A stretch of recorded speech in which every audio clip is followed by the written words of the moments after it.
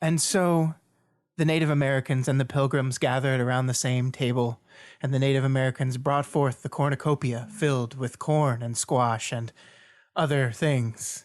And they said unto the Pilgrims, "Welcome to the OC, bitch." What you say? I told you that it's time to start the show. That you only meant well. Yeah, the show's gonna do Of well. course you did. What you say? I said, let's go. That it's all for the best. Yeah, it's probably gonna be like the best podcast. What you say? God, do I have to keep repeating myself? Just what we need. You decided this. Hold up, I What thought we you both say? decided to do this.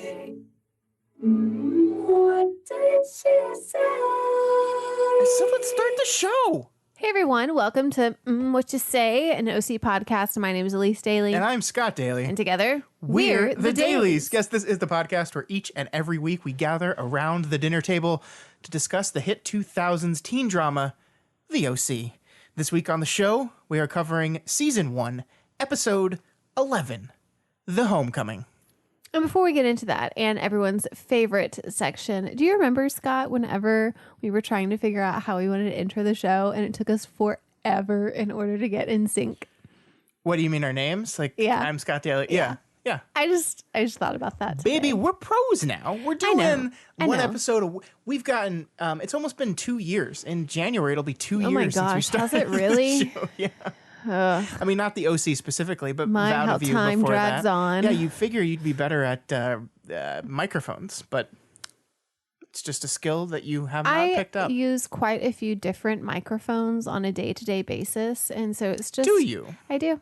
What other I microphones have this do you microphone. use? I had the microphone that I used in my classroom. That doesn't I have count. the microphone that I speak into over the intercom at school. Do you do the morning announcements every morning? Not every morning. Would but you do me a favor? What? Would you just, I know this is total tangent. Yeah.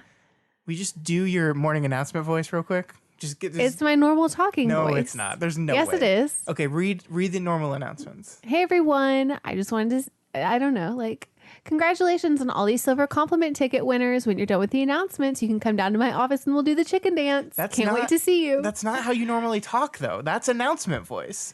It's like my podcast voice. I don't talk like this normally. This is my presentation. You don't normally walk into a room of your friends and go, "Hey, everybody, it's really good to see you. I'm so happy to be here." But I do, Scott. You I just don't don't know believe you. because you're not really my friend, so you wouldn't have heard it. Ooh, ouch. Can we go on to Rosies and Thornies. yeah. Every rose has its thorn, Has its thorn. just like every night has its dawn. Dawn, dawn, dawn. Every cowboy sings a sad, sad song. Every rose has its thorn. Yeah.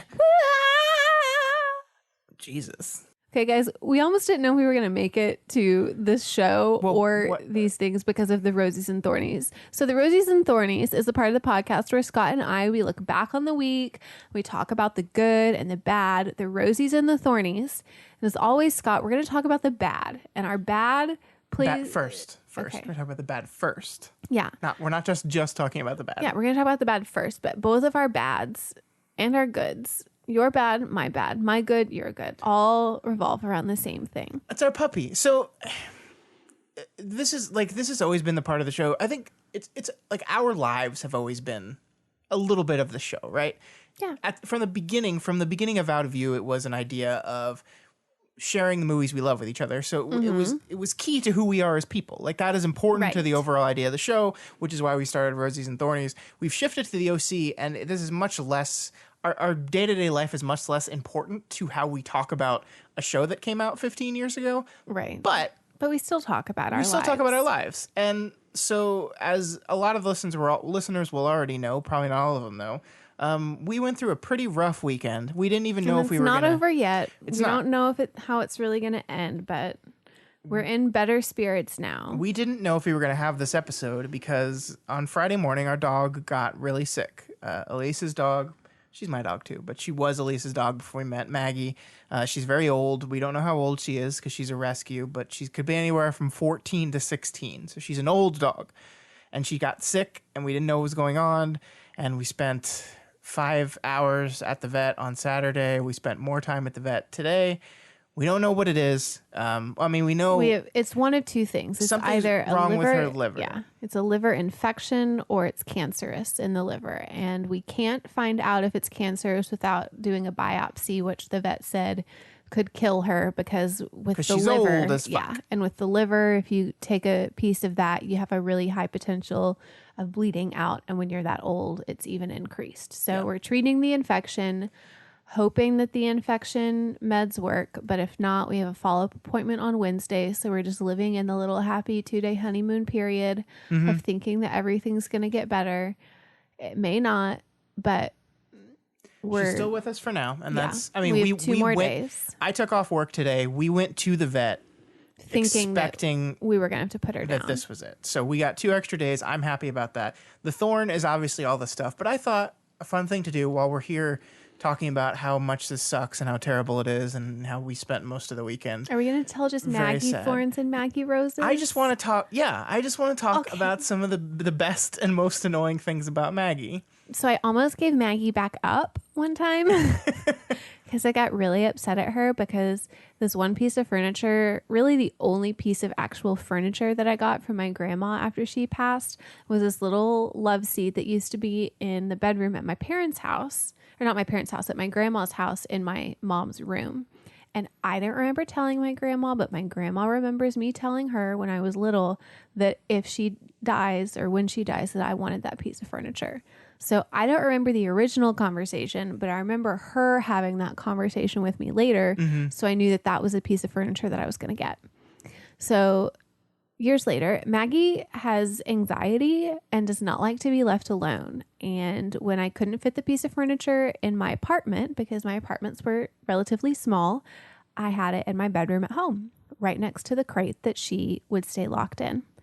And she's really good about knocking her crate and about getting her mouth as far out of her crate as possible, just enough so that she could gnaw the arm of the one piece of furniture that I got from my grandma. And I was so upset. I had to leave. I left my house. I drove around for 20 minutes. I debated on whether I really wanted to have the dog or not. I couldn't take the dog back because the dog was going to be put to sleep if I wasn't the one that saved the dog. So it was like really, really, it was a rough time. But you It kept was a bad her. Maggie story. You kept her. Yeah. And I kept Dogs. her. And then Yeah. and then years What's later, your Maggie thorn? years later, Ghost chewed a hole in that same furniture. So we're gonna have to reupholster the entire thing. It's a nice piece of furniture. It's solid wood underneath, which Yeah. is evidently not how furniture is made these days. It is not. We'll reupholster it, and it'll be a great piece of furniture Okay. in a bedroom or something. I don't know. Okay. What was your Maggie nursery. thorn? Maybe just a dog room? A dog room. Okay.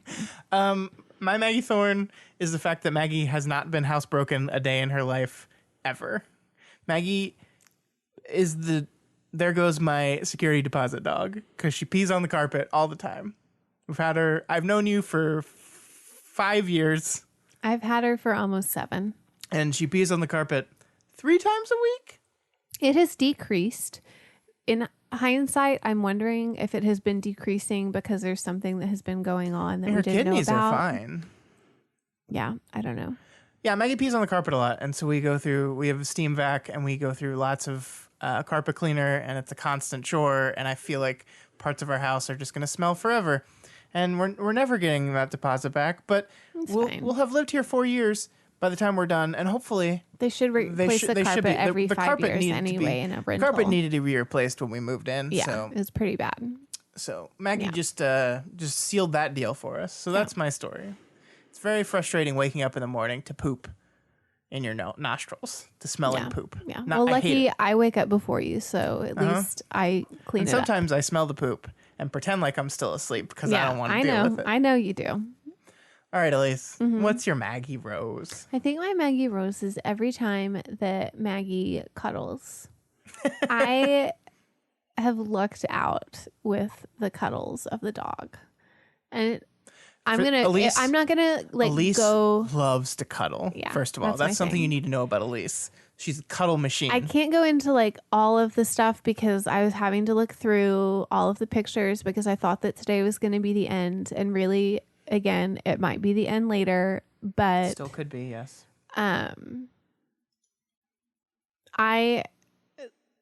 Maggie and I found each other at probably like just the right time, you know, like I was in my 20s, single. She got me through like that chapter. She got me to my 30s.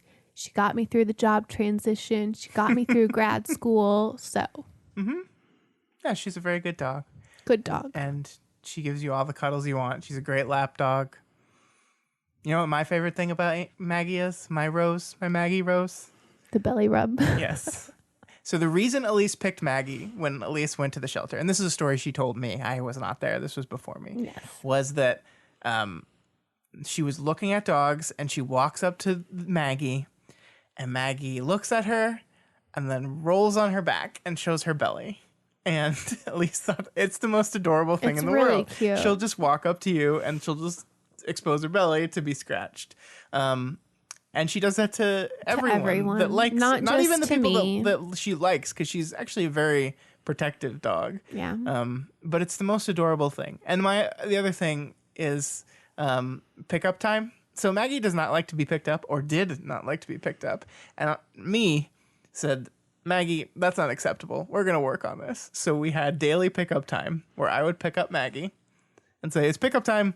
And I would pick her up and I would just hold her in my hands and walk around the house for about 5 minutes. And then I would set her down. And so she got to learn that pickup time, it's not a big deal. It's just part of the daily activities.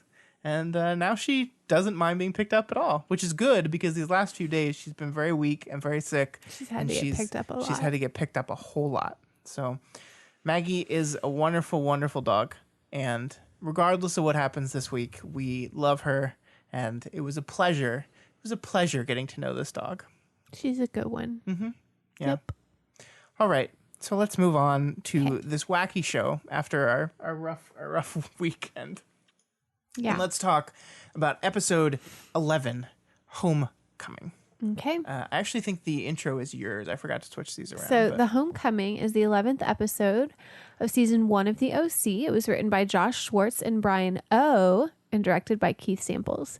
This will be his only contribution to the world of the OC. It originally aired on November 19th, 2003. Thanksgiving episode. Yes. All right, and here is the summary of the episode, once again brought to you by the brilliant minds of the OC Wiki. Wiki. On Thanksgiving Day, Ryan ventures to his hometown in Chino to help his imprisoned brother Trey with some business he has, while Marissa tags along with Ryan to get a look at the neighborhood where he was born and raised. But it brings out some bad situations and unpleasant trips down memory lane for Ryan. That was one sentence. Back in Newport, Kristen invites Caleb and Julie over for Thanksgiving dinner, where Seth takes the player role of playing both Summer and Anna. But he does not play it well, leading to both girls running into each other and learning about Seth's two-timing act. Indeed. That is exactly what happened, Scott. I mean, it's a perfect summary. I don't think we need to talk about the show at all. Yeah, that's done. It's done. All right, so next Okay. week on the OC. Next week is called The Secret. Are you ready to get into the relationship status, Scott? No. Let's take it. No, it was a joke. We're still going to talk about the show. This is the entire show, is the part where we talk about the show, so we can't just skip that part. Okay. Bad summary, terribly written. What's new? Kirsten does not invite Caleb and Julie over for Thanksgiving dinner. Kristen does, though. Yeah, you're right. It's Kristen. that Kristen does it. invites him over. Kirsten does not. Kiki says no, but Kristen wants. All right, yeah. Elise, this is our first holiday-themed episode of the OC. It's the Thanksgiving episode. Yeah. What were your overall impressions of the Homecoming? Okay. Well, I guess I can just say I love the holiday episodes of the show. I know there's a Christmaka thing. You've already spoiled that for every me. year. Every year is Christmaka. Christmas cut, and I'm pretty sure every year has Thanksgiving too. And this is something that I feel like shows don't always do these days because it's such a shortened season. Yeah. But when they had these long seasons, I mean, they hit the holidays. Well, because the shows are coming out around it. Like this comes Yeah. out the 19th, so this episode came out the week before Thanksgiving. So. And so what I enjoy about the show is what everyone, talks about with the holidays is family drama. And you know what? This one definitely brings the drama. Yep. And so that's what I enjoy about this one with the Thanksgiving episode. I enjoyed this episode a lot. It's very silly. It's one of the more silly episodes of the show, which is weird because it's actually like there's 2 episodes going on at the same time. There's the silly nonsense in the Cohen household, but then there's Ryan and Marissa's adventure to Chino. Yeah, and that not is so actually like silly. super. Yeah. That's your teen drama show. Whereas That's why it's on the soap network. Whereas for that half the right Coen's there. Residence is basically a sitcom. I mean, it even uses a sitcom plot, but it is very funny. It's interestingly directed. This guy does not come back and direct anything else. The episode's brighter in like a flat kind of way, in my opinion. I didn't notice that, but I'll take your word for it. It seems like a soap opera. I mean, like where it's clearly a soundstage. There's not really any kind of dynamic lighting or shadowing going on. Everyone's just lit brightly, at least in the Cohen part.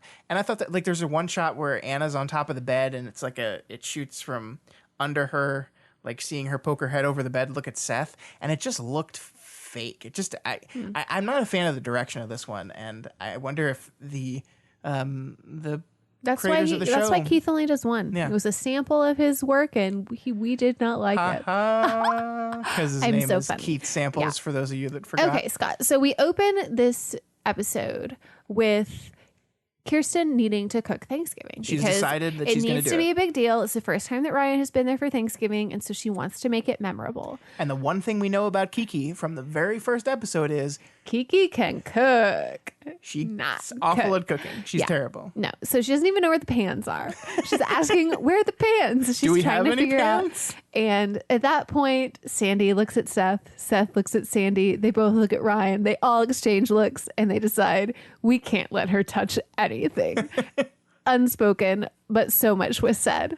So then when the turkey needs to be done, oh, Sandy loves to baste the turkey. When the cranberries need to be sauced, oh, Ryan loves to sauce the cranberries. When the potatoes need to be peeled, Seth's expert at peeling. And what does Kirsten do? She opens the wine. Very talented right there. Much talent goes to that woman. Yes. But yeah, I mean, I do like the opening of this. The way she holds that turkey, though, is so like she's like, all right, time to do the turkey. And it's just like, and I love the how actress Sandy- plays this really well. Was just joking. And he was like, oh, Seth, that's how she held you as a baby. And it's like she grabs it by the hole in the head.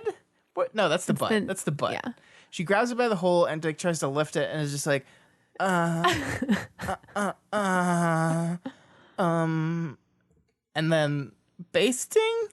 And the thing about the basting is, I saw no liquid to do the. Sandy has the baster.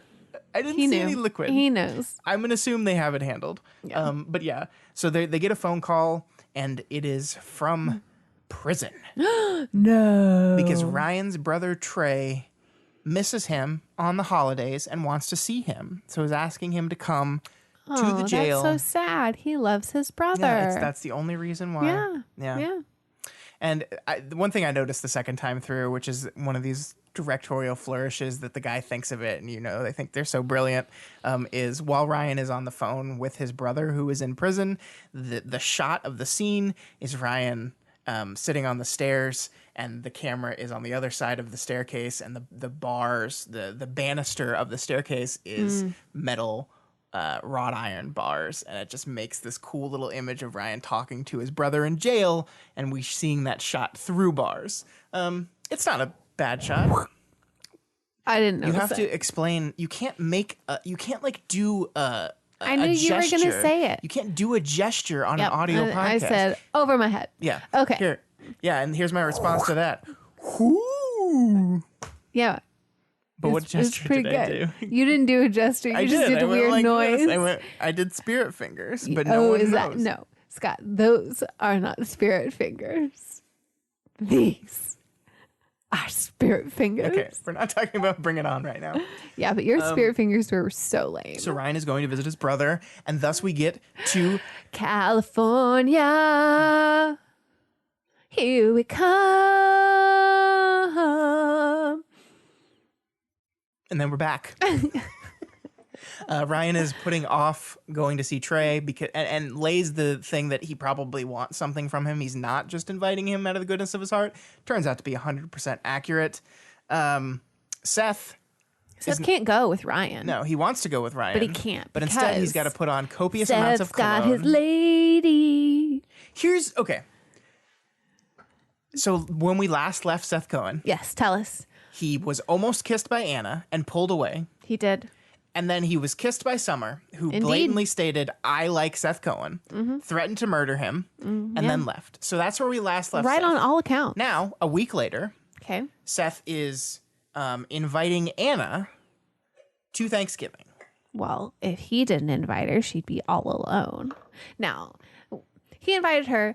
Granted, his invitation for her was not out of anything romantic, but Ryan knows that Anna likes him, and he's kind of trying to stir the pot a little bit But between Seth knows them. too, because Seth is talking to Ryan and says basically,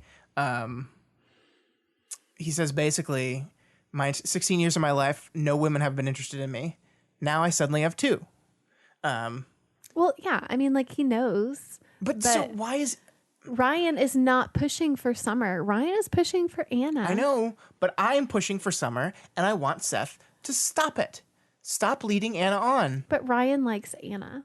But I a friend. like Summer. Well, that's good for you. Yours is purely physical, and Ryan's No, looking it at is the not. heart of Summer the person. has a great personality. She's funny. She's relatively smart. She knows about investments, which are things that interest me very much. Are they?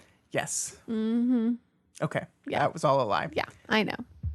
So Seth can't leave, and the boys and Sandy, they make the pact in order to keep Kirsten away from the food so that all things can be safe at the Cohen Thanksgiving. Now, while they have made that pact to keep the food safe, it does not really work to keep the Thanksgiving holiday protected because we've got lots of just going on. So we find out that at this get together, Kirsten and Sandy have an evil plan that they have devised together in order to help alleviate both of the people that are interested in them. Jimmy and Rachel are both going to come to Thanksgiving, and Kirsten is upset that while Jimmy and Rachel are coming, her dad is spending Thanksgiving with Julie Cooper because they're a thing now. Right. But he's never spent Thanksgiving with her and her family. Yeah, never. So Caleb Nickel she's has really never come upset over. about that. But so, okay, let's talk Bring about the drama. Let's talk about Rachel and Jimmy here. So the plan of the Cohens is at this point, Kirsten has kissed Jimmy Cooper. Yeah, Sandy doesn't know Sandy that. has not kissed Rachel, whatever her last name is. But there's tension. Rachel's and stupid. Kirsten doesn't know that. Rachel stupid face. Yeah. But there's sexual tension there. She clearly is into him. And their solution for dealing with this problem is let's just take the secrets that we're hiding from each other and put them together. Yeah. And then they'll make out, and then our problem will be solved. I think it's a good which solution, is the Scott. least So there- mature solution. I think we should have ever. a dinner party, and I'm going to invite... I'm just kidding. Careful. Careful. Who are you going to invite to our dinner party? I'm kidding. I'm not inviting Are they you. single? Maybe. I'm going to invite... I can't even come up with a fake girl. I'm such a good husband that I can't even come up with a person in my life that I could even pretend like That's something was going on so nice of you. Or I just You don't have a love lot of me. friends. I need to work on that. Okay. So bringing back to the point where Seth... Oh, wait. No, we're going to touch on this fact before. So What are we touching on? Jimmy and Marissa are getting ready to go to Thanksgiving dinner at the Cohens. Well, Jimmy's going to the Cohens. Marissa's going to drop off and then go to Julie Cooper's it's all next very door. confusing. But before they do that, we're in Jimmy's apartment. Jimmy's pulling out a bottle of wine. It looks like he has a few to choose from He has because a wine he's pondering, yes, the bottle in his hand. He's having a conversation with Marissa about why he's not the most eligible bachelor. And he's bringing up all these questions that we have for ourselves, except there are no answers. Yeah. He And- says fraud charges still going Yeah. on. No job. Yeah. How? Fully furnished apartment. How? Full wine rack. So let's remember that the Jimmy Cooper exposed stuff happened in August, maybe September, because it was before school started, right? It is now end of November because it's Thanksgiving. Yeah. Where'd the money come from? It's a good question. I mean, normally Scott. you could just say, okay, well, he's got money saved because... No. But he's filing for bankruptcy. Yeah, he and he's having to pay out fines and repay everything he lost. Julie has not given up the house, so they didn't sell off the house, liquidate the house, and pay off the $6 million he owes. So... Maybe he's selling his sperm. I mean, maybe... I don't know how... Or blood. Maybe it's still pending, and maybe he's just...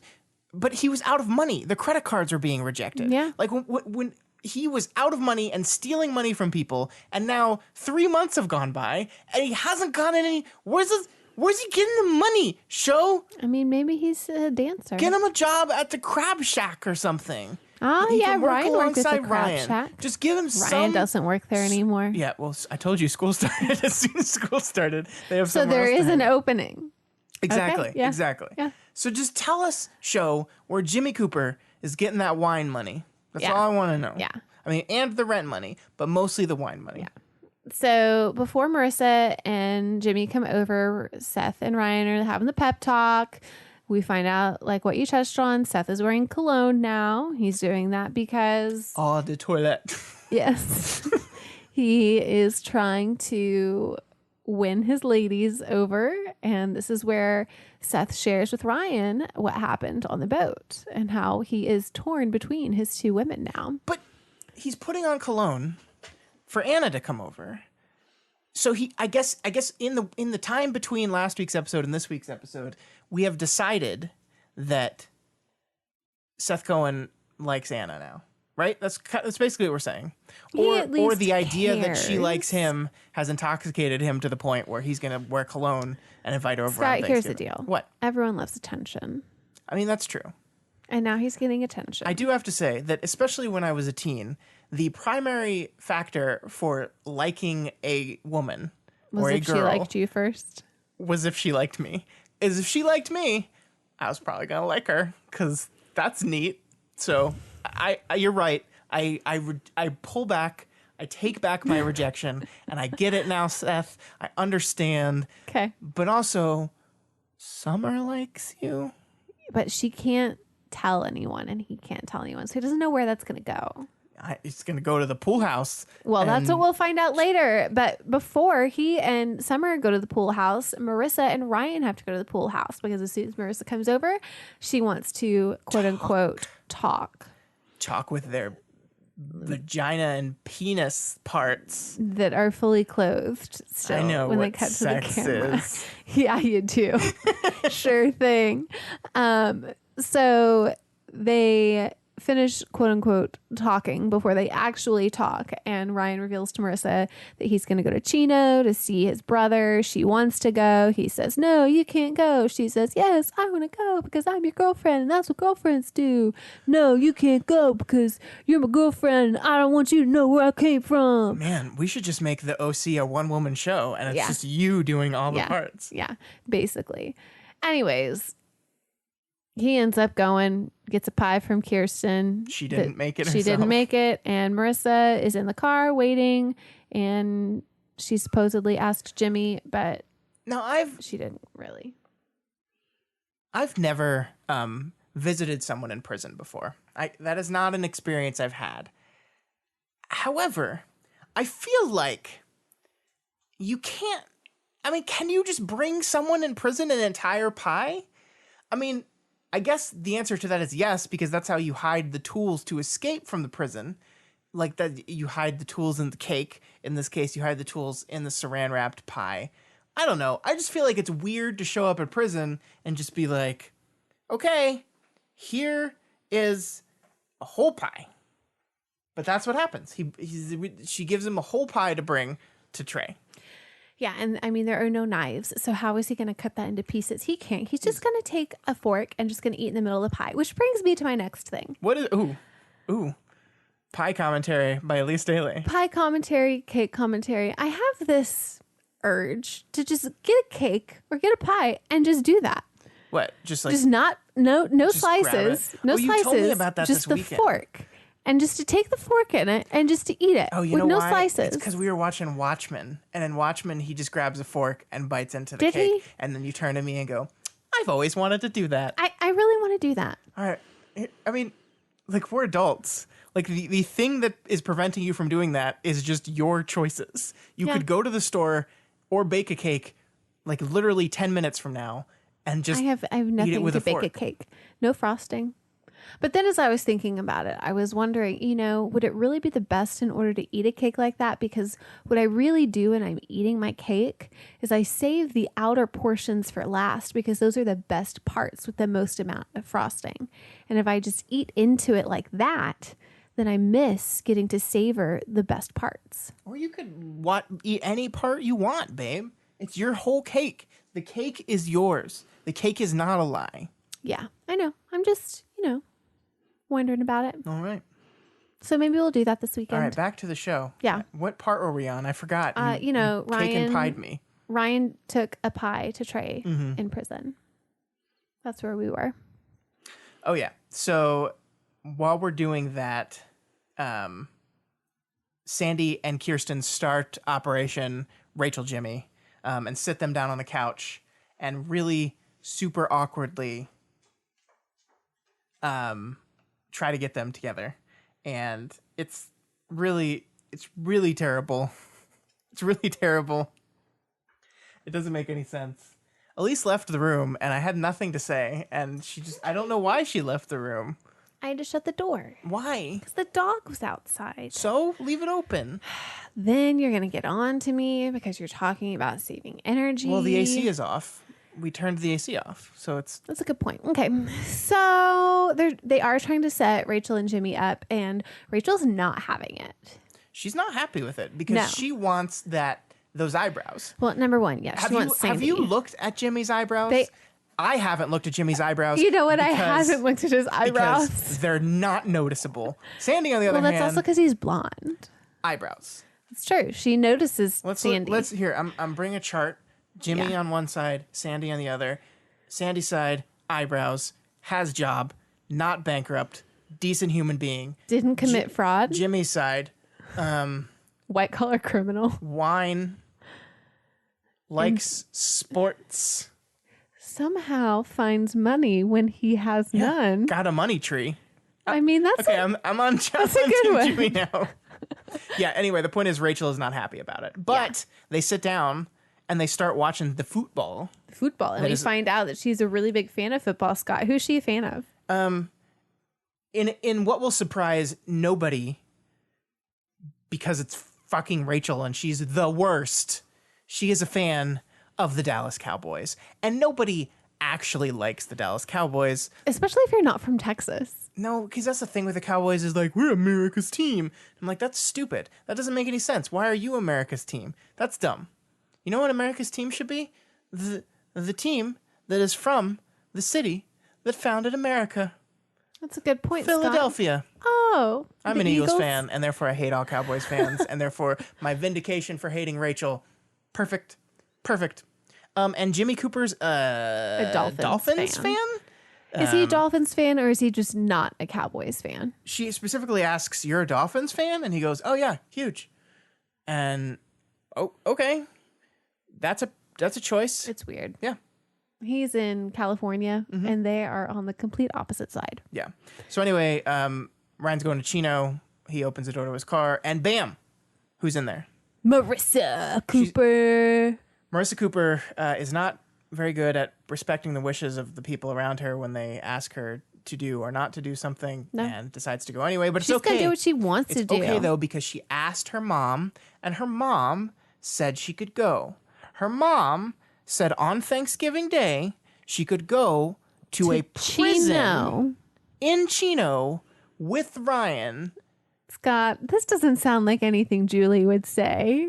I sniffed this out as bullshit immediately. There is no way in the world Julie Cooper would ever do this. And then when Ryan doesn't believe it either, but Marissa's response is, well, she's pretty much doing anything to try to keep me happy right now. And I was like, yeah, okay. But no, Julie doesn't care about anyone's happiness except for her own. What do you mean? Yeah. But they're going anyway. They're going to visit. Road trip.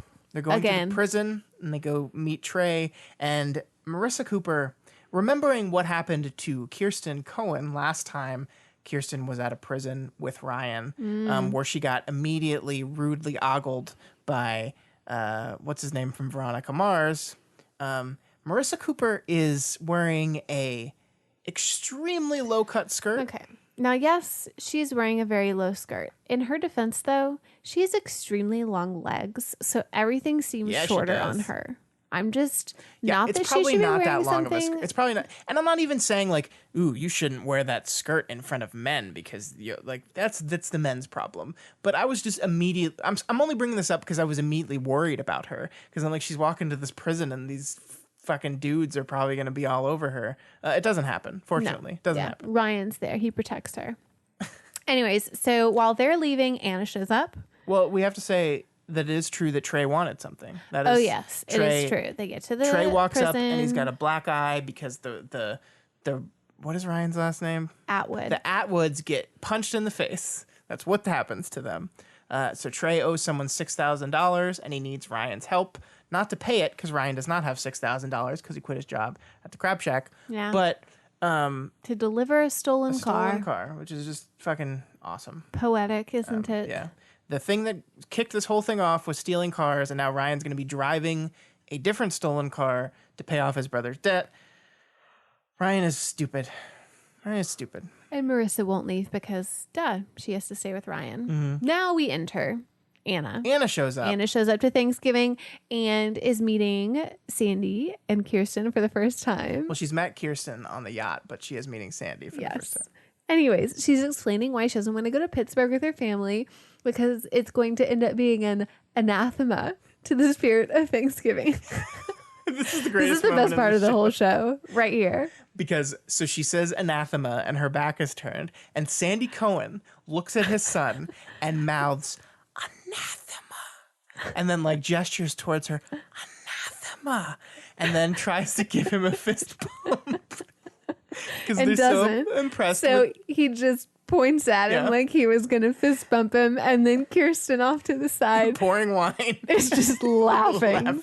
It's the best. You should just watch only that little section of the show. We went back and watched it like 3 times because it's amazing. Yes. And at this part is when we realize Seth might be liking Anna. Because of the anathema? Because of that, because of the parental approval, because of the way that she's talking and approaching the whole situation and how much she's realizing that she cares about him. They certainly seem to have more in common than Seth and Summer. Yes. But no, I'm not going to say that. Yes, they have more in common. Okay. She's there with him, and there's a cute scene where their parents watch where they're like playing like while cooking, and it's like this cute like romance, blah, blah, blah. While Jimmy and Rachel are watching stuff on the couch, and they think that everything is all wonderful because their evil plans are working. And at that point, Scott, someone heard the word evil and decides to ring the doorbell. Who is it? We open the door and the gruesome twosome. I thought you were gonna caw. I forgot I cawed. It is Jimmy. No, it is. There's so many characters. It is Julie Cooper and Caleb Nickel because caterer's van broke down. The caterer's van broke down. You can't have Thanksgiving without a fully catered meal because Julie knows she can't cook, and instead of trying to make it herself, just orders it. But smart Julie. They come over on the pretense that they're just here to collect Marissa and then go eat somewhere else, I guess. But Marissa's not here, and then Caleb is like, oh, football. I forgot football was on today, on Thanksgiving.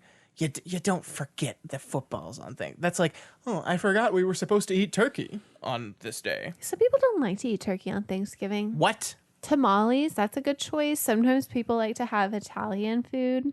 Well, yeah. The Italian Thanksgiving has like pasta and all that stuff, but you also have turkey. Still. I am 50% 50% Italian. I think I know what I'm talking about. Okay, whatever you say. So they show up, and Kirsten, instead of enjoying her father's company, decides that this is the perfect time for more alcohol. She starts the way she's pounding the going to alcohol. drown her problems out is through the wine. Yeah. Julie is like immediately pissed off at Jimmy. Julie has no idea who Rachel is. So the first thing Julie and I have had in common this entire show is the hatred of Rachel.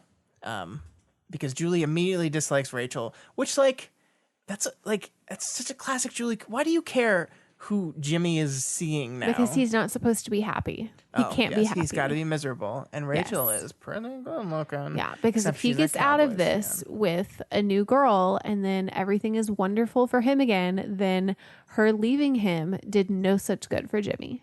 He has to be miserable. Yeah. Duh. Yeah. Can't believe you didn't understand Julie's motivation there. I'm sorry. Kirsten's still mad at her dad. And then Anna swoops in, once again showing how perfectly she fits in with his family. Yeah, she and understands immediately them. starts giving Caleb Nickel shit about the heights. Anna on one side, Sandy on the other, Caleb in the middle. Pincer attack. Pew pew. Yeah.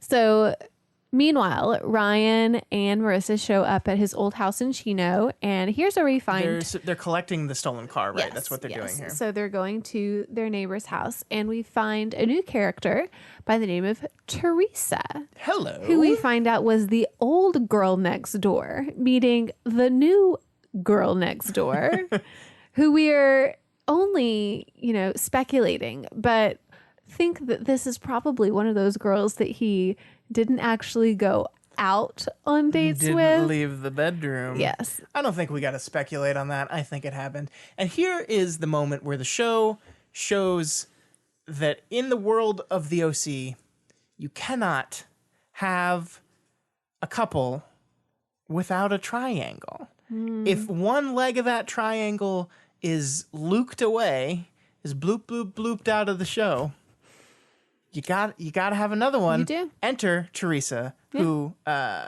does not play a huge role in the story No. yet, but I don't know why you say yet. I Scott. am following my nose. Okay. And You're sniffing out and that 34 years sniffer, of watching sniffer? television says that Teresa Okay. will be back. I'm just going to make that prediction right now. Okay. Well, Ryan didn't go over there just to say hello to Teresa. It's because Teresa's brother, Arturo, is really good friends with Trey. And so Arturo's the one that has the car that Ryan needs to take in order to go and get everything squared away with whoever Trey owes money to. And so Ryan's going to go and do that, but he doesn't quite know what to do with Marissa, and he thinks maybe she should go back, but Marissa just decides she's going to stay. She Yeah. likes the warmness that Teresa is just giving out towards her. It's not warm at all. And Teresa's mom is just so welcoming, and they want her to help cook because they really want to include Marissa in on the Thanksgiving festivities. I mean, what we're doing in the show is we're showing Ryan's life, right? One of the things we've never seen on this show is this idea that Ryan had an entire life in Chino before the show started, before everything went down. He had friends, he had relationships. These are people that were really important to him, and we have not seen these people at all. Ryan has kind of, almost as if he's embarrassed of that life he lived. He's completely cut that side, and I think that's one thing Teresa says. I don't know if it's in this scene or later in the show, but it's like he just left. He didn't say one day he was there, the next day he was gone. For 5 months, he's been gone without a word. He didn't call anyone. He didn't tell anyone where he was going. He just disappeared. Yeah. And so that's, she's not happy. yeah, well, that's a pretty shitty thing to do. I mean, Arturo, and whether or not you're dating anymore or hooking up, as it probably was, you should let other people know where you've gone to. Yeah. Especially if it seems to be that this is the family that was actually welcoming him and his brother, Right. They had a good family relationship and recognized that the Atwoods didn't. And so it was almost like they grafted the two brothers in, and then one of them went to prison and is still talking to them. The other one got out and has just written everything off. Hey, Elias. Yeah. Where were Teresa, Arturo, and their mama when Ryan got thrown out of his house and had nowhere to stay? Oh, that's a good point. Didn't they live right next door? Did he try? Scott, that's a great Did point. he try to walk next door and knock on the door? Or was this Ryan Atwood, I'm too proud bullshit? I don't know, I Scott. mean, we do remember at the first episode, we do see him on the phone trying to call people. Yeah. So presumably one of those people was Arturo, and they just said, no, you can't live with us. But that seems to be contradictory to the people. Relationship that we have met. Yeah, I don't know, Scott. I don't know. I don't think the writers knew either, because I think they forgot about that. Yeah. Well, someone else who just comes in order to crash Thanksgiving, like Ryan and Marissa ended up doing to Teresa's family, is Summer. Summer just ding dongs the Cohens, and Seth she wants to ding dong one of those Cohens, that's for sure. Seth walks up and decides, oh, I can't walk you through the house. Let's go look at the gardenias on the way to the pool house. Yeah, so she's there, I guess, because she's supposed to have Thanksgiving with Marissa because she doesn't want to with her evil stepmother because her stepmother is already on pills and doesn't need the tryptophan. Are we going to ever meet this evil stepmother that Summer's been talking about for 10 episodes? I forget. I feel like we need to. I think we eventually meet her dad. I don't remember if we meet Step Monster or not. Okay. Well, yeah, so she went looking for Marissa at her house, didn't see her, figured she was at the Cohens, walked over to the Cohens, and maybe she just wanted a little action. But she wants to talk about what didn't happen on your grandpa's yacht. So the place you go to talk about all things important, Scott, the pool house. The pool house, it has to smell like so much sex in there. Every time Sandy walks in, he's like, Ryan. Jizz. I don't know. Maybe he shouldn't be cooking things in there later then.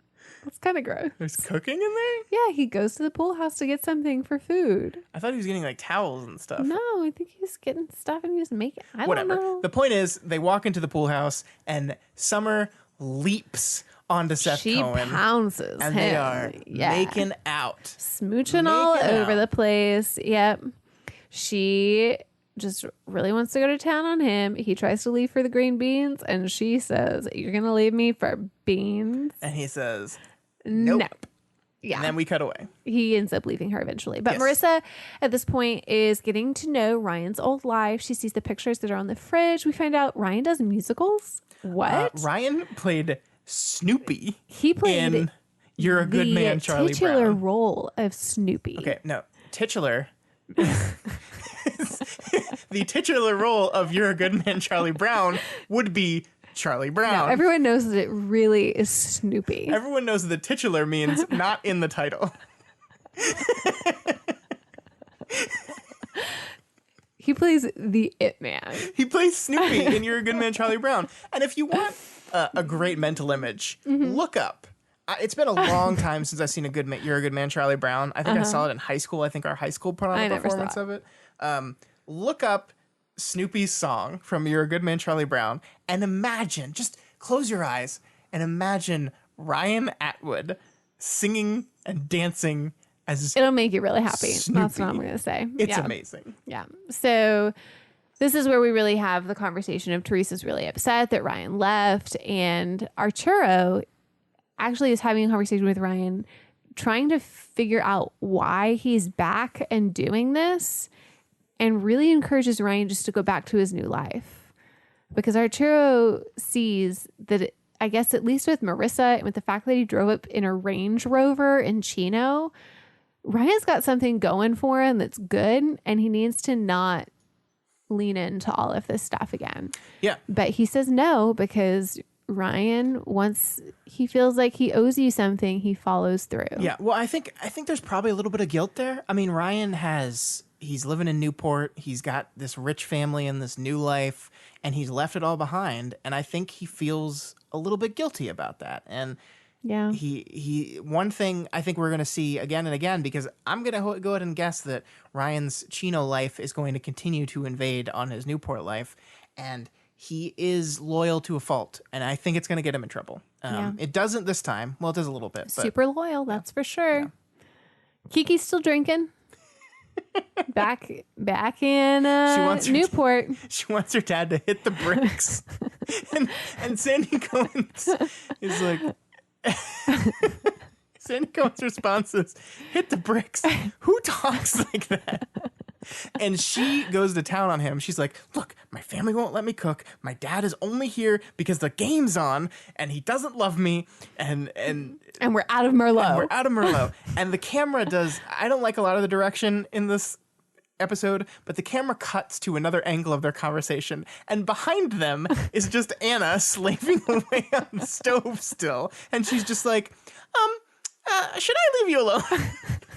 I'm just going to go away now. There's a lot of great editing beats in here. I think it's really sharp. And the way she decides to go away is with Seth to his boom, chicka, boom, boom bedroom. Well, she wants to go to the pool house too, because apparently everyone in Newport has gotten the memo that the pool house is the place you go. That is the place to really get mixed up. Seth can't take her to the pool house because Summer's at the pool house. Yes. So Seth takes her up to his room. Yeah. Hey, Captain. And this is when we start the sitcom of the episode, where Seth Cohen is doing what every single sitcom does at one point. It has the 2-date situation where one person is attempting to juggle 2 dates at the same time, and it's hilarious, and they're of course going to get caught because they always get caught. But that's what Seth is deciding to do now, because he goes up to his room and Anna is immediately like, you didn't invite me up to your room just to talk or just to see Captain Oates or whatever. And then she starts kissing him and he kisses back. Yep. And at this point you're just like, Seth, what are you doing? Seth is a prick in this episode. You know what Seth's trying to do? What? Seth is trying to go cook the cauliflower. So Seth leaves Hannah. No, you know what he's trying to do? What? He's trying to have his cake and eat it with a fork too. Yeah, right in the middle. Seth has the right idea. No, he doesn't. That's the problem. I don't know. I think that would be fun to eat a cake like for that. my own security and lack of worry. Okay. Will you at least tell me that what Seth is doing in this episode is bad? And he shouldn't do that. He's two-timing these women. Now, it is true that neither of them are technically dating yet, but if you are hiding them from each other because you know they will be mad at you and each other if they catch you, you know what you're doing is wrong, and you're going to do it anyway. You have to... once again, Team Captain American Sandy here. He's right. You gotta let one of these women down. Yeah, I mean, I guess you're right. And I have a feeling that Mr. Seth Cohen is not going to do that. Another prediction. We don't know. I think he's going to string these women along. And I'm not happy about it. I like Seth. I want to like Seth. And suddenly, He just doesn't know what to do. Women like him. He's never had one like him. Now that he has 2, he doesn't know how to choose. He doesn't want to lose either of them because he's afraid the other one won't work out. Look, so I get he's that. trying his best. I get that. And I've been in the exact same situation. Have you, and Scott? you just figure, no, not at all. 2 women like me at the same time. What? That aren't dogs. I'm lucky to get one of them. Yeah. And once you did, you just roped her in. I did. I locked it down. Yep. It's a No very more nice men ring. for you. Yep. Okay. So Seth does try to get some advice about the whole 2 girls, 1 guy situation. 2 girls, 1 cup. Ryan with 2 girls, 1 guy again, and they both just don't know what to do. You don't know what that reference is. No, I don't. Because you would have been really mad at me and disgusted if you knew what reference it was. I Do me a don't. favor. Just Yeah. Google 2 girls, 1 cup. Don't actually do that. Please, God. Don't do it. You told don't me do to. it. Don't do it. Do not. Scott, she's doing You told me to. I don't so want to mad know. at me. I don't want to know. Do I? No. You got to tell Please. me then, or Don't. else you're going to have me find out this way. It's girls pooping in a cup. It's 2 Ew. girls, 2 naked women pooping in a cup. That's disgusting, Yes. Scott. Please put the Google search away. You're scaring me. She's still doing it. We're just going to hold out before pressing enter. Oh my God. It's in the Google search. okay. We'll find out whenever Scott really's saying something that I don't like him Sometimes say. I forget you're not as on the internet as I am, and I need to remember because I totally got. Oh God, she did it. She tabbed away from it. It's okay. We're gonna make it through this. Okay. So where are we? 2 girls, 1 No cup. poop? Okay.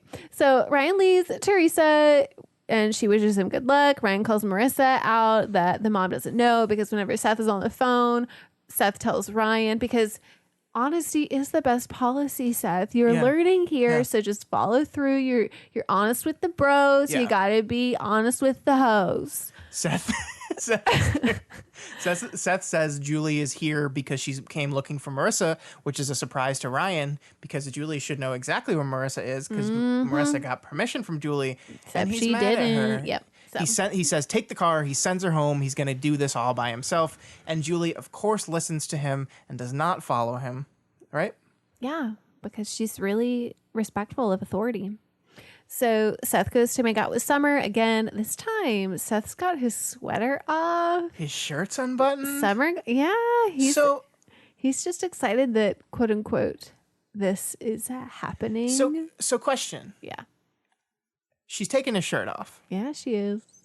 Where's this going? So let's pretend for a moment that Seth doesn't blow it by being a creepazoid. Well, that's why he was saying this is happening, because he thought that he was going to get a hookup out of it. Is he though? I thought he was just like saying this, making out with Summer on a bed. This is happening. That's exciting. Is that what you would think if you were making out with a girl that you like and she starts taking your clothes? No, but I'm exactly. So that's what he's thinking.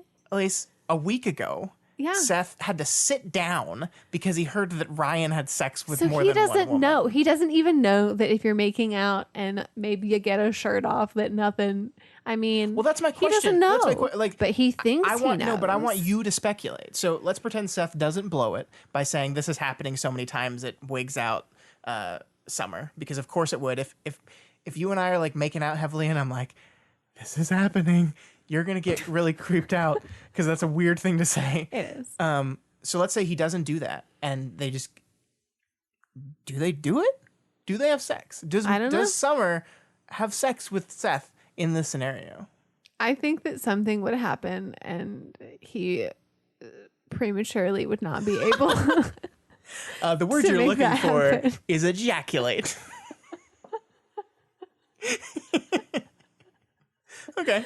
Basting the turkey. Okay. Well, that's a good answer. I think you might be right. Yep. So Anyways. then she freaks out and says, like, can we go get some food? I'm not feeling good. He's Oh, like, yeah, no, I'll go get you food. And he runs You inside. just stay here. I'm the host. Yeah. He runs inside and goes and checks on Anna again. Where everyone is arguing, though, inside, because Julie thinks that Jimmy should know where Marissa is. It's his fault because Marissa left him, but Jimmy thinks it's her fault because she's supposed to go up there, and it's just everyone starts to get involved in everyone's business because and happy Thanksgiving. What I like about this is, first of all, it's a perfect thing to happen on a Thanksgiving episode because that's what Thanksgiving is. But I like it's all like accelerating, right? Like things are starting to move faster. Things are getting more intense. We're heading to our climactic moment in the episode, and I think it works really well. So he goes to Anna. Now he's just had his shirt off with Summer. He walks in. Anna's playing Jenga. Anna's being really flirty. And he goes immediately to making out with her again. And now he's taking the sweater off again. Except he can't take it off. Well, because he's Seth Cohen and he gets the sweater stuck around his head and then falls on his butt and says, this has happened for the second time today. And Anna's like, second time? But he dodges that expertly, or not expertly. Yeah. So, Which, if he had been able to get his sweater off, Elise, would have had sex with Anna. no, because there's a horse in the room. A big horse. It's a little Captain toy horse. Oates. He would be creepily watching. Especially if he has splooge in his pants from the time of summer.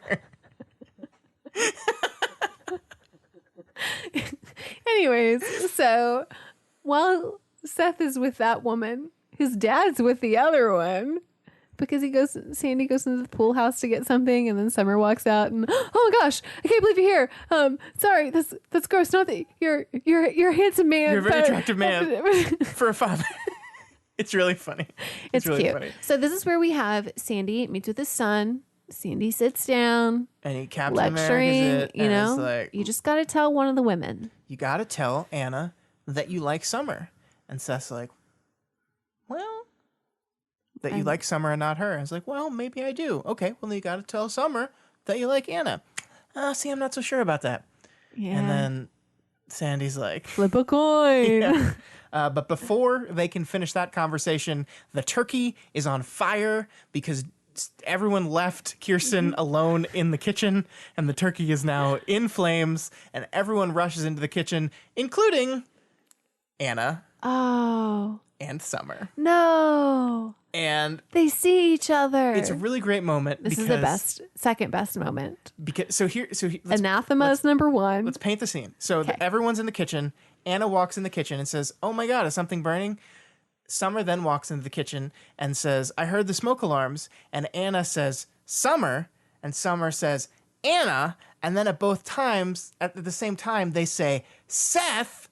And then, in the most brilliant move of editing in the show, we cut to who? Julie. Is it Sandy? Is it Sandy Cohen who was just talking to his son about this? No. Is it Kirsten who's a little drunk and would hilarious? No. We cut to Julie Cooper, the queen of juggling romance herself. The person who has no vested interest in any of these characters. She doesn't know who Anna is. No. She knows Summer as the friend of her daughter. She barely knows Seth Cohen. And yet we cut to Julie Cooper. And what does Julie Cooper do? She just has this smirk on her face. She's proud of her grandson. This Julie Cooper smirk, which is just like, ha, this Cohen's in trouble. I love when the Cohens are in trouble. And then, after they're both yelling at Seth some more, we then cut to Caleb Nickel, yes. who just goes, and that's it. And it's just like, it's the most hilarious choice in the world. To Julie and Caleb above anyone else. Yeah. And it's so good. It's the best part. And then, second best part. And then a drunk Kirsten says, "I always knew you were a late bloomer, Seth." And the two women rush out of the room. Yes. Angry at him. He chases after them, and we don't get to see the resolution of that. But they're both mad at him, and as they should be, because Seth Cohen was a jerk this episode. Now, while that's all happening, Ryan drops off the car for his brother, and he gets into some trouble. We have Ryan once again get punched in the face this episode.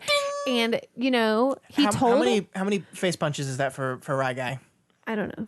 It's been a while. It's been a while since Ryan's gone. It's been quite some time. I think our number is at 3. Let's put the number by episode 11. The number is 3. Okay. Listeners out there, if we're wrong, please correct us. So Ryan told Marissa to leave, and Marissa is leaving, but not without Ryan. So she follows him.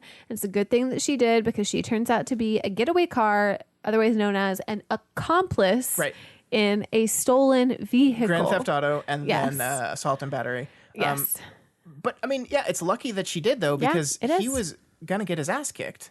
Yeah. And so she, instead of driving him straight home to Newport, they stop by the prison to get in Chino. Ryan confronts his brother about what happens, and he wants him to get out of it all. Trey does. Trey just decides Ryan don't come back. needs to just leave. Yeah.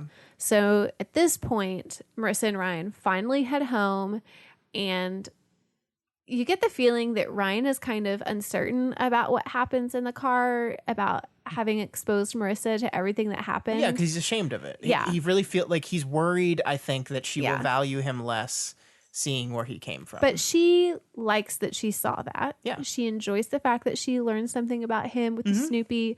And so she feels as though it was time well spent. He's still uncertain, but they're still coming home together. Yeah. That's good. Yeah. And then it's Thanksgiving dinner, but no more turkey, Scott. Chinese food for dinner. Well, Kirsten doesn't have any food because she's passed out on the bed with her wine glass on her night. The part where she's making margaritas drunkenly and is like, yeah. "Hey, margaritas!" Such a funny episode. Jimmy and Rachel are still watching the game together, and Rachel goes, "Maybe we could watch a game sometime." Yeah, another time. We also didn't talk about the part where Jimmy's like randomly like, "Do you like watching ESPN Classics?" And she's like, "Yeah, I love watching ESPN Classics." And Scott's like, "Come the fuck on." Like, nobody ever is like, "Yeah, I really enjoy watching ESPN Classics." But it's good. They're made for each other, and I hope they get together and she stops hitting on married men. I hope that would happens. be nice. And then Julie and Caleb are eating together. Julie's happy that Marissa is back safe, but she still kind of goes off on her. And did you notice what Caleb did? I did. What did he do, Scott? Caleb held her back. Yeah. She starts going on a rant, and Caleb looks to Julie and says, Julie, it's Thanksgiving. And what does Julie do, Scott? She listens. She stops her rant, and she just hugs her daughter. And are Julie and Caleb, They are a couple, they- Scott. are they good for each other? I don't know. We'll find out. What the fuck? We Who will saw find that out. coming? Yeah. So then Seth is with Captain Oates. He's sad about his ladies. Yeah, obviously. You don't introduce your horse to someone and then completely Yeah. rip their friendship apart. Is Captain the Oates has no idea what's going on. Is the show going to explain why he has a plastic horse in his room that he keeps introducing to the women he brings there? That's a weird thing to do, Seth. This is why you've only... Stop it. You did that too. I did not have a plastic horse that I named in my room. Yes, you did. I did not. I'm It sorry. was Sergeant Spot. So that's how we leave the episode, with the three of them sitting on the floor of Seth's Yeah. room. Yeah. And it's an uncertain future for our boy Seth. Both these girls are going to be mad true. at him. Are they? I don't know. We'll They see. can't be, can they? They absolutely can They be. can, but neither of them are really in a relationship with him. So that is the episode. Yep. So let's- So we usually have the segment of the show after this that's called That's So 2000. That's so 2000s. Except, Scott, for all the holidays are so classic. They happen every year. And so it's always the same sorts of things on television with, the family drama. There's the turkey. So not anything quite 2000s distinguishable, can I say, happened here. Sure. So that's So- just 2000s. So Thanksgiving, Yeah. timeless. Timeless. That's so 2000. Such the great holiday. That's so 2003. Yep. But Scott, we do have to check in. Are you going to do it again? You're going to do it again. It's time for relationship status. It's time for relationship status, Scott. We have our first relationship up. We have this week's Coop and Ryan. Last week they rated 10 out of 10. 10 out of 10. 10 out of 10. All the points there to Marissa and Ryan. But this week, Marissa and Ryan head to Chino after she lies to him and tells him that her mom gave her permission. Marissa loves that she has learned more about Ryan's past, but Ryan has started to question if his past is too much for the relationship to handle. So we're going to demote them 1 point here to a 9 out of 10 this week because there's some confusion. Marissa lied. We have the Ryan doesn't know if it's going to work out. Marissa is confident. So they're just quite not on the same page that they were last week. So Still we're up. 1 point away. Still a pretty good score, Still Elise. is. Scott, fill me in on Seth and Summer this All week. right, How Seth are they and doing? Summer, last week we gave them a 9 out of 10. Oh, wow. Summer wants to get her some Seth and get some Seth. She does. Indeed, she does this week, Scott. Heavy makeout sessions and a desire to pounce him any chance she gets shows how much Summer is into him. It's happening. When Sandy confronts his son with fatherly advice, Seth is unsure if he really wants to give up Anna for Summer. So, because of that uncertainty, we do have to deduct a point and give the Seth and Summer relationship 8 out of 10. All right, here. So now we're going to check in on Seth and Anna. Last week, Seth and Anna were at a 3 out of 10. This week, Seth and Anna move out of the just friendship territory and into friends with benefits territory. Jenga. Anna is way into Seth more than he is into her, but now he's confused and doesn't know what to do. Seth is proven to have many skills, but juggling doesn't seem to be one this week, Scott. We're going to move them from a 3 out of 10 to a 5 out of 10, just middle of the road, not knowing which way they could go. Tell me how Sandy and Kirsten are. Does Seth have a lot of skills? I mean, he's pretty funny. All right, Sandy and Kirsten Cohen last week. This has been our problem couple all season long. Back and forth. Last week, we gave them a 5 out of 10. Sandy and Kirsten seem to be trying to help their relationship by pawning off those who are interested in them on each other. They are working towards a common goal and back to their sparring selves, but secrets are still secrets, and they both still have one. So we're going to give them 1 little point because there was no direct Sandy and Kirsten drama this week. We're going to give them a 6 out of 10. That sounds good, Scott. Now we're going to finish up our relationship status with the newest couple, Julie Cooper and Caleb Nickel. Last week, they had a 5 out of 10. Julie and Caleb are spending the holidays together this week, and Caleb hadn't even spent the holidays with Kirsten before this year by happenstance. Dare we say it, though, Caleb and Julie might be good for each other. Caleb keeps Julie in check when she tries to go off on Marissa. Maybe Marissa was right. This is the perfect couple. We're giving them 1 more point, Scott, raising them from a 5 out of 10 to a 6 out of 10 this week. We're going to still keep a close eye on these two. I'm going to tell you one thing, Elise. Yes. If Julie Cooper and Caleb Nickel is the only relationship on this show that goes the distance, I'm going to be very upset. I understand that. I liked your voice this week, Scott. Thank you very much. You did good. Thanks. I appreciated that. So as far as predictions, next week's episode is called The Secret, and we have hinted already that there are some secrets in the air. I think it's past time for Kirsten and Sandy's secrets to come to light. Okay. So I think that is going to be what's going to happen here. Okay.